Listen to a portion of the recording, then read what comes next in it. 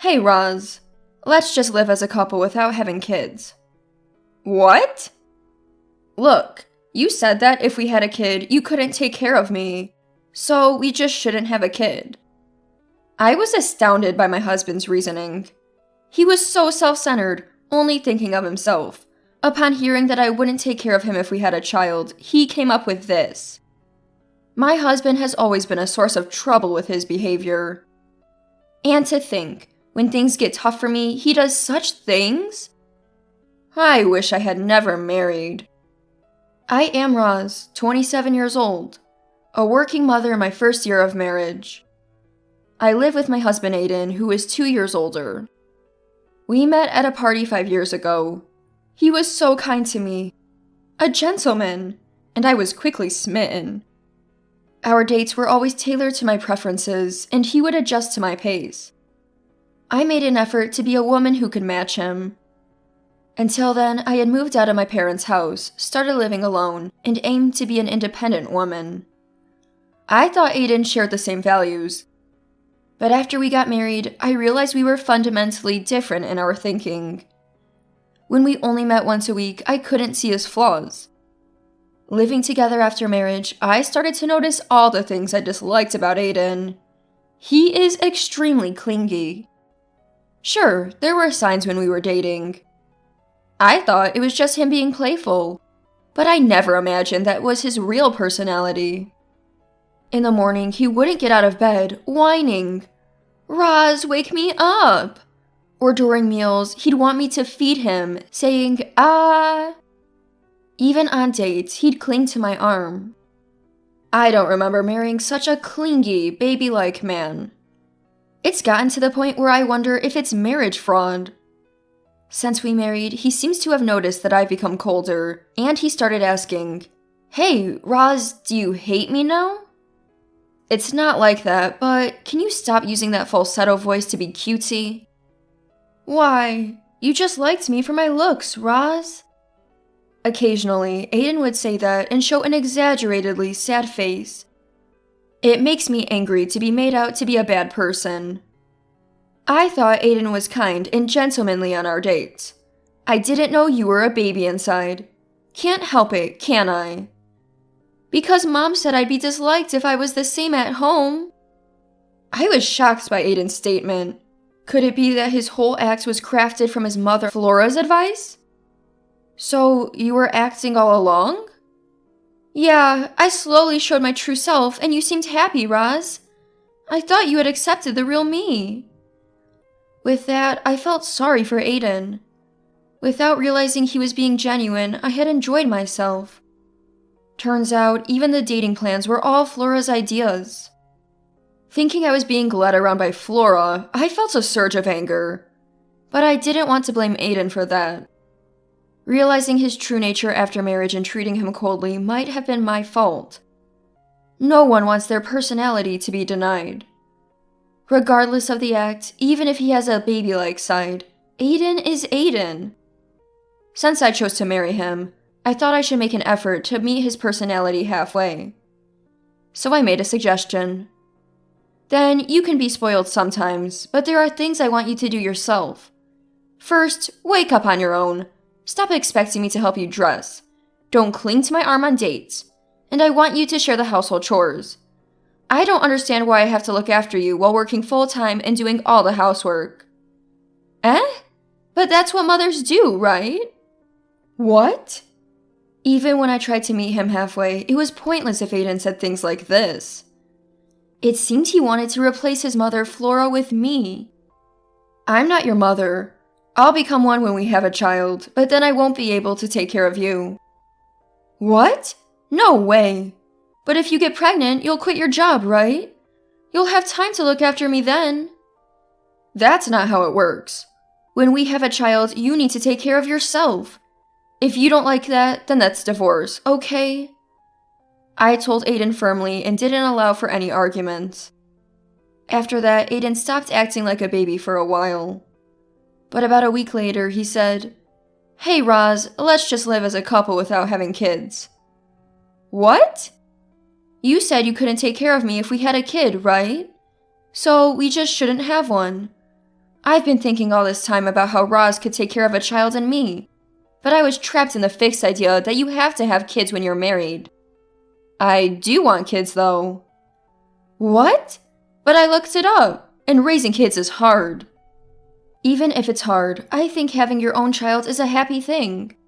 No matter how difficult, I want to have kids. So? Aiden's eyes suddenly lit up. He didn't seem to be thinking of anything good.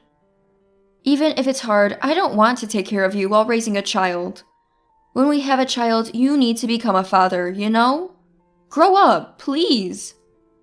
Aiden nodded with a face that didn't look convinced. Your father is a craftsman, right? Yes, he's always away, and Mom felt lonely. Do you dislike your father? Yeah, I don't like him. He's always stern, and even though he's never home, he complains to Mom not to spoil me. We barely talked, just a bit at the wedding. I see. Then you should try even harder to be a father who can engage with his child. But my words didn't seem to reach Aiden. After that, I got a call from Flora. It looks like Aiden consulted her. You shouldn't say strange things to Aiden. Don't you feel sorry for him? I've always raised him carefully so he wouldn't be deprived of anything. Don't push your values on him. It's not like being kind to Aiden will reduce anything for you. I wanted to say that my private time would be reduced, but I held back. I didn't want to argue with Flora over something that was between me and Aiden. So I decided to ignore her and discussed our future married life with Aiden. However, Aiden seemed unwilling to change his current self, and he looked dissatisfied. Maybe it's over for us. The marriage I dreamed of. The gentlemanly and mature Aiden and me, working hard to match him, believing we could build a good home together. Was it wrong to have such ideals? One day, Aiden said with some difficulty, I'm going on a trip with my friends for the next holiday. We're going to Hawaii for 3 days and 2 nights. I wanted some distance from Aiden, so it was perfect timing. I decided to go back to my parents' house and gather my thoughts during that time. Sounds good. Yeah, I'll spread my wings a bit. You should relax too, Roz. You can't rest with me around, right? That's not true. It's lonely being alone. I'm going back to my parents. After that, Aiden was busy preparing for his trip. Packing, buying what he needed, while I felt some discomfort and slight pain in my stomach, but went on as usual. But the day before Aiden left for his trip, I collapsed from severe abdominal pain. I was in agony and couldn't move. I couldn't do anything by myself. Maybe it was lucky that I collapsed while shopping. It was a hassle for the people around me, but I was quickly taken to the hospital. Fortunately, I didn't need surgery, but I had to be hospitalized for about a week. As soon as my parents arrived, they called Aiden for me, but it was hard to get through. They tried contacting his office, but it was past working hours and no connection was made. I also called several times and left messages, but got no response. During this time, my parents went to my house to pick up some stuff for me. Aiden finally called at 9 p.m. that day. But not to my mother who had called him, he called my mobile phone instead. Hello? Your mother-in-law called. What's going on? What do you mean what's going on? I'm being hospitalized. Oh, come on. Are you just trying to get back at me because I complained to Mom about you? Using your own mother to manipulate. That's low, Roz. I don't want to hear that from you. Anyway, I'm in the hospital right now. I need you to come tomorrow. Are you testing me to see if I'll skip my trip and prioritize you? I won't fall for that. Well, rest up at your parents' place then. Wait, Aiden hung up without listening to me. Unbelievable. He just makes assumptions and treats me like I'm dishonest. If that's the case, what about Aiden, who tried to manipulate me using Flora?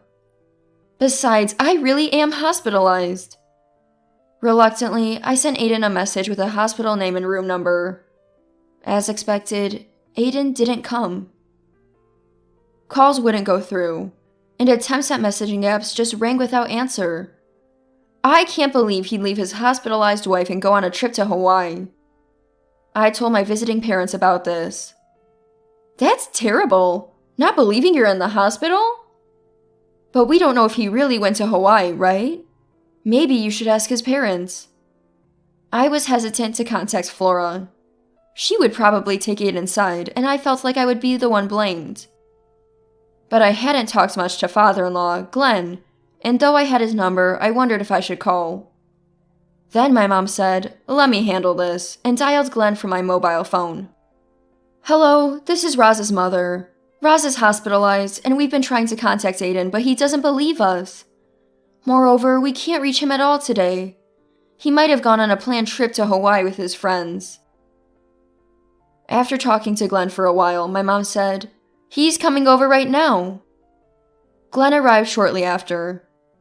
"I'm sorry about my son. Didn't you contact my wife?" he asked. "It was hard to contact Flora because of a past incident with Aiden," I replied. Glenn's expression changed. "I can't believe Roz has been inconvenienced. My wife and son have been terribly rude. You must be anxious about the sudden hospitalization." "No, my parents are here." "In times like these, my son should be the one by your side. When I get home, I'll give him a talking to and make sure he's straightened out," Glenn said with a wry smile. He was nothing like the stern figure Aiden had described, but rather courteous and considerate. It was clear it wasn't an act, unlike Aiden's behavior. The next day, apparently scolded by Glenn, Flora came in tears. "I spoiled Aiden too much. I'm sorry. I blamed Roz one-sidedly." "It's okay, as long as you understand." I forgave Flora and we reconciled. I hoped this would lead to a better relationship between Flora and me. 4 days after I was hospitalized, if Aiden had gone to Hawaii, it was the day he would return. Glenn, who had work even on holidays, took a leave to come to my room. He was waiting for any contacts from Aiden to come straight to the hospital. Checking the airport flight information, we thought he'd probably arrive around noon, so we waited for that time. But no matter how many times Glenn tried, Aiden did not answer, and I also called several times. The phone would ring, so he must have landed, but there was no sign of him picking up. Then, a call came to my mobile phone from an unknown number, not registered in my contacts. I answered the phone apprehensively. "Hello? Who is this?" This is John, Aiden's boss." "Aiden has been in your care?" "Roz, Aiden has died in an accident." I felt as if time had stopped at those words. "What? What are you saying? An accident? Where?" Aiden and I, along with 2 others, were in Hawaii. On the way back, since we were headed the same direction, we took the train together. After we got off at the nearest station and were walking back, he was hit by a car. I dropped my mobile phone in shock. Glenn picked it up and handed it back to me. "Where is my husband now?" "He's at the XX General Hospital." That hospital was near where I was currently hospitalized. I quickly hung up, explained the situation to Glenn and the nurses, and after getting permission, headed to that hospital. On the way there, I thought maybe I should have been more accepting of Aiden's clingy behavior, or that we should have talked more. I didn't hate him from the bottom of my heart, even though I had started to dislike his true nature. There were plenty of chances to start over. But now, those chances are gone forever. As Glenn drove me to the hospital, I couldn't help but cry big tears. Glenn seemed to have contacted Flora immediately as well, and she was also worried. At the hospital reception, we asked, "Where is Aiden? He's in the mortuary, isn't he?" The staff at the counter looked surprised. "Aiden? Oh, he was brought in earlier, but he was only slightly injured and could go home now. You must have been so worried hearing about the accident. Don't worry, he's probably just waiting to settle the bill." The female staff gave us a kind, reassuring smile. At that moment, I realized the previous call had been a hoax. We went to the waiting area with faces filled with anger, looking for Aiden. There was Aiden, laughing carelessly with a man who appeared to be his boss, waiting to pay. Forgetting the pain in my belly, I went up to Aiden and said, "This is a joke, right? I'm divorcing you. Don't ever show your face to me again, and left the spot. Glenn followed, warning, you two better be ready for what's coming. Perhaps from the walking or the shock, the pain in my stomach intensified. Once back in my room, lying down, Glenn apologized to me repeatedly. I'm sorry, it's all my and my wife's fault for such foolish behavior. Glenn, please don't apologize anymore. Just please, let me get a divorce. Of course, I'll make sure Aiden understands that. A while later, Aiden came to my hospital room. Roz, you really were hospitalized? I sent you so many messages, and I told you on the phone. You never believed me until now. I didn't think you'd be with Dad. When Dad called, I thought it was about you, so I checked the messages and came here. Glenn glared at Aiden with a frightening look. What do you want now? To visit you. And you think that makes what you did okay? What? Are you talking about what Manager John said? I asked him to do that. Since Roz lied about being hospitalized to stop me from going to Hawaii. I thought if that's the case, I'd tell a big lie too. Aiden, sweating profusely, glanced at me. All I could give him was a look of contempt. What about the accident? It was true. When John was about to make that fake call to you, a car came crashing in out of nowhere. I freaked out and started crying. They took me to the hospital by ambulance, but I only had scrapes, no broken bones. They said the shock of the crash must have scared me. Your story was a lie, but my stomach pain is real. Seeing your face makes me feel sick, so could you please never appear before me again? Why? It's your fault for not accepting me as I am. I was just being myself. And yet, you tell me to grow up, to be a proper father if we had a child. I just wanted to be pampered forever. Then Glenn grabbed Aiden by the collar. If that's the case, you should never have gotten married. Do you not feel any remorse for troubling Roz? You don't understand how we felt hearing you were dead. Someone like you is not my son. Get out now. After Glenn let go, a pale-faced Aiden fled the room, crying out for his mother, Flora. What a pathetic man. I was wrong to even consider accepting any part of that man's true self. Afterward, Aiden was lectured by the in-laws. It seems he even managed to anger Flora. Flora, who had never been angry with Aiden before, seemed to be very angry for the first time. Glenn had informed Flora of Aiden's death, so of course Flora arrived at the hospital after us. Like the rest of us, a female staff member informed us that his injuries were minor, but when Flora arrived, Aiden was already in my room. Understandably, Flora had called Aiden many times and searched for him. While I feel sympathy for the stress she's experienced, it's also Flora's responsibility for raising Aiden the way he is. Yet, as an adult, one should take responsibility for their actions. This also applies to Aiden's boss. After my discharge, I immediately contacted a lawyer and filed for divorce from Aiden. With the help of the in-laws, Aiden and I were officially divorced. Aiden ranted that if Roz had been more serious and conveyed her hospitalization, he would have understood, but Glenn silenced him with a shout. He remained pathetic until the end. Then I contacted Aiden's workplace through their consultation service to explain the situation. A senior manager took the call, and I explained everything to him. I don't mind him traveling with his boss, but telling a lie that someone died as harassment is not something to be taken lightly, especially as it came from a manager. Or is it part of your company culture to teach employees that such pranks are acceptable? The manager assured me they would take appropriate action. As a result, the manager was demoted to subsection chief and transferred to another department. Aiden was also demoted to a smaller branch. After the divorce, I returned to my parents' home.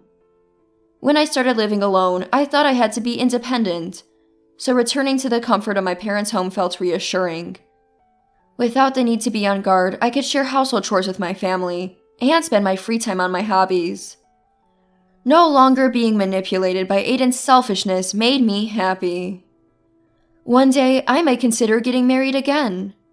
Next time, I'll make sure to see the true nature of my partner before committing. For that, I want to show my true self from before marriage, without any pretense.